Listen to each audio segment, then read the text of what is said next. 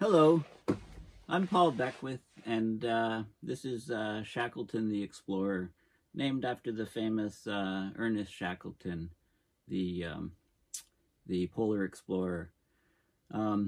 It's been a little while since I've done a video. Usually, if I take a break, I like to get out two at least per week. But if I go a bit longer, skip a week or skipping 2 weeks is very rare, which I've done. It's been almost 2 weeks since I've done a video. I didn't realize it was so long. But one of the things, there's a lot of stuff happening in the world, obviously, on the climate front, but also, on the political front in the U.S. With the impeachment process, or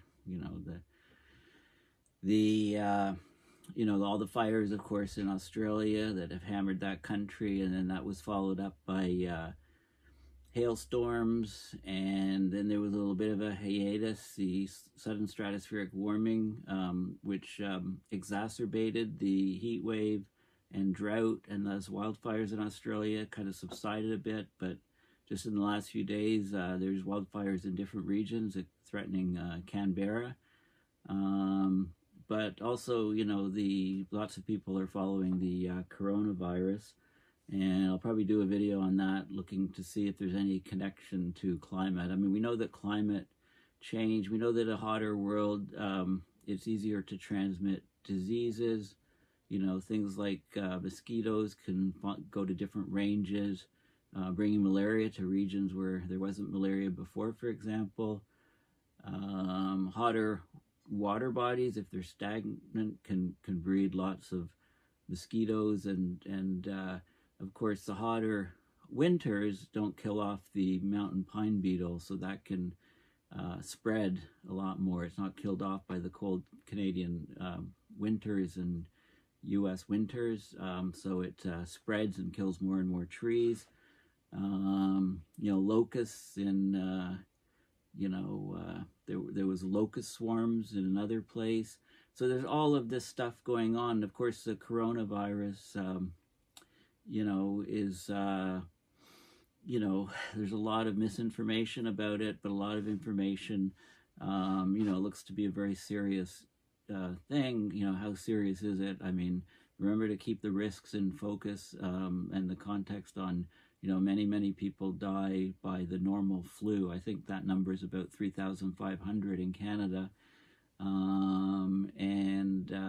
I guess, it's about 10 times higher than that in the U.S., something like that, just from the normal flu seasons. Some seasons are milder, and there's, in the U.S., maybe 10,000 deaths in a year, but other seasons are as high as, 30, 35,000 at least deaths. And this is young people, this is old people. Generally, most flus are they hit the younger populations, and they hit the older populations and people with pre-existing medical conditions. This is true with anything. If your immune system is suppressed, if you're in a weaker state to begin with, then your body gets hit a lot harder.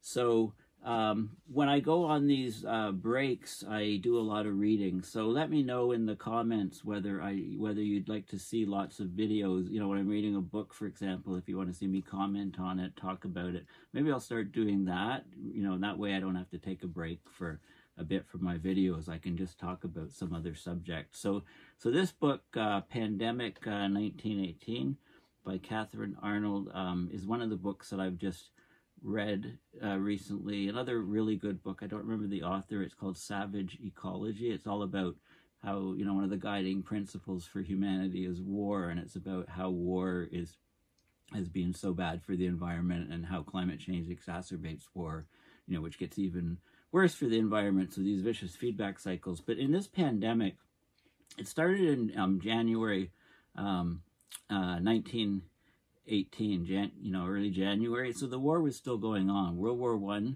started in 1914. It had been going on. The Americans entered late into the game, which they also did in World War II compared to the fighting in Europe. This virus, of course, when the virus started breaking out, it wasn't reported in among the warring countries. It wasn't reported because, you know, if Britain said, oh, we got, you know, we're losing all kinds of people and soldiers by the this virus, the Spanish flu, it became to be called, or Spanish lady, or Spanish influenza.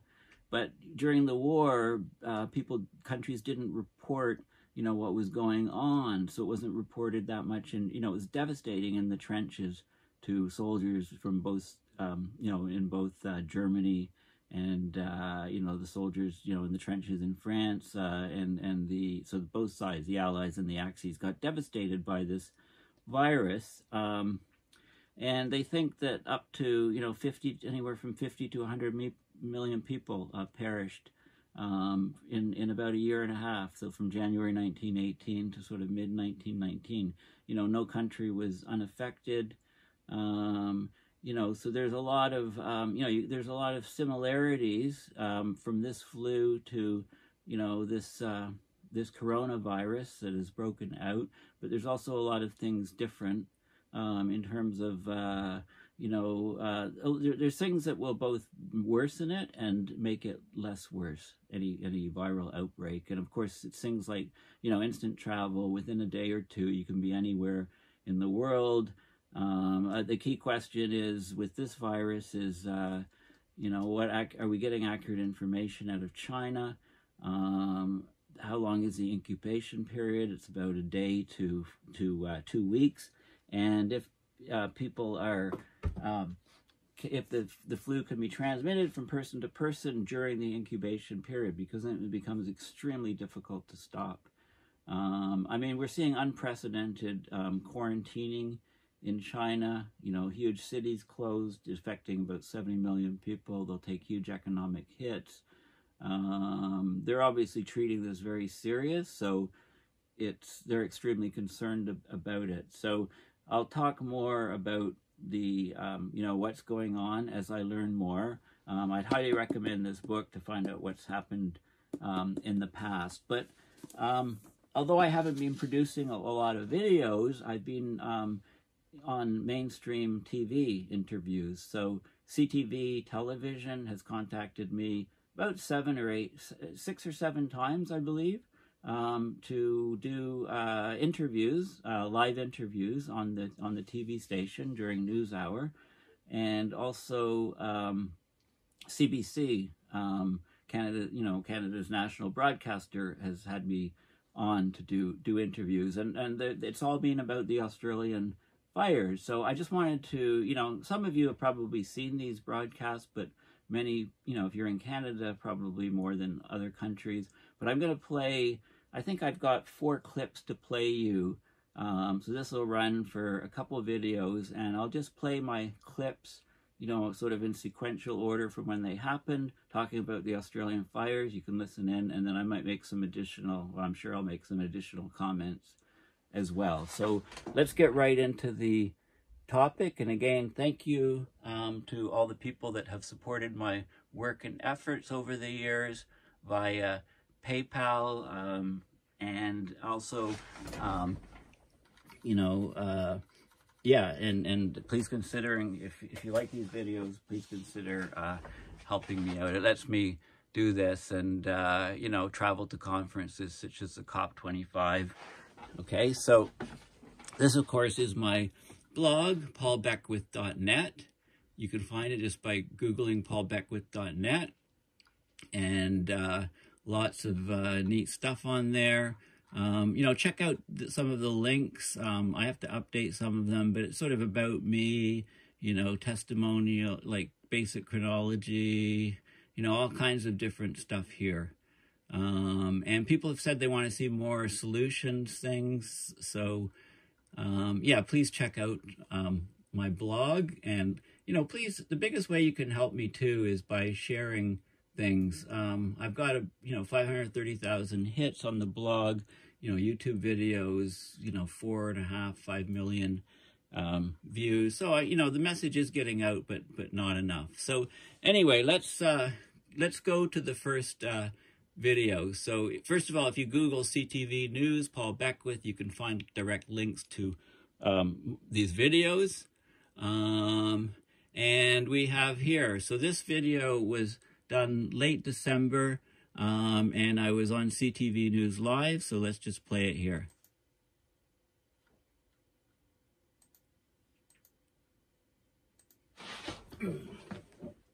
And there we go. This should work now. Monkeying with my sound. Okay, here we go. Joining me now from Ottawa is climate system scientist Paul Beckwith. Paul, thanks a lot for your time here on CTV News Channel. Thanks for having me. You heard from the Prime Minister there, that clip that we just played for you. What are your thoughts when you hear what he's saying there, saying that, climate change is and climate action is top of mind, yet he's talking about not wanting to take, what he's referring to as drastic measures here. You yourself quite clearly know the situation there. What are your thoughts? Yeah, well, I just returned from the COP25 climate conference in Madrid, and Australia was one of the main countries there that was obstructing the talks, and they weren't working to find solutions and address climate change. They were doing the exact opposite at the climate conference, trying to obstruct and block and weaken anything that came out of that conference. So I've observed in person the exact opposite of what he just said for the last 2 weeks in Madrid. It is. The footage that we've been showing is shocking. These fires have been raging on for quite some time, but this wasn't something that threw people off. You yourself, based on your expertise, knew something like this was going to happen. Yes. I do a lot of videos on my channel, paulbeckwith.net. And 2 or 3 months ago, I did a video discussing something called the sudden stratospheric warming over Antarctica, where the polar vortex gets split. And whenever this happens, it means the jet streams move location. So Australia gets even more severe heat waves and droughts, which then lead to the wildfires. And also, we all know that Australia has been getting marine heat waves, and these marine heat waves in the ocean are destroying the coral reefs. So I think the government in Australia is pretty much in denial. I think a lot of people in Australia can see through that, and people elsewhere, and the government is just, they're really climate deniers at heart, there's no question, and they're doing the exact opposite of what is required to address the climate issue. Yeah, and couple that we know that it's the world's largest exporter of coal and liquefied natural gas. Exactly. And the Prime Minister responding to that, saying we don't want to take action that is going to affect the economy, but clearly here all of this is going to affect the economy in terms of what's happening here. Exactly. I mean, who wants to live in Australia? I mean, what's the quality of life like in Australia when you're in Sydney and you're completely surrounded by wildfires, and you have to wear masks to go outside? Farmers are facing incredible droughts. There's high suicide rates among farmers there. I mean, there'll be a mass exodus of people out of Australia because, it's one of the places people often ask me, what are some of the great places to live, given abrupt climate change, rapid climate change. And it's a lot easier to answer the opposite question, where do you not want to live? And Australia, is going to be one of those places, same as some places in the Middle East where the humidity temperature makes it, you can't be outside. And, maybe the Caribbean islands where a Category 5 fits over you for 2 straight days. Really quickly, Paul, what needs to be done? And we just have a few seconds left here. Well, we need to treat the climate as an emergency, and when we talk about an emergency, we have to take emergency measures. What we really need to do is we need to rapidly figure out ways to remove carbon dioxide from the atmosphere. Not just slash fossil fuel emissions and get rid of subsidies on fossil fuels, but actually remove CO2 from the atmosphere. If we don't do that, we're just going to see worse and worse things going as we go through the years. Paul Beckwith, climate systems scientist. Paul, great to have you here on the show. It's an important conversation we will continue to have, but as you say, action needs to be taken immediately. Paul, thank you. Yeah, thank you very much. Okay, so that was a CTV news clip, December 23rd. It was 4 minutes and 3 seconds long.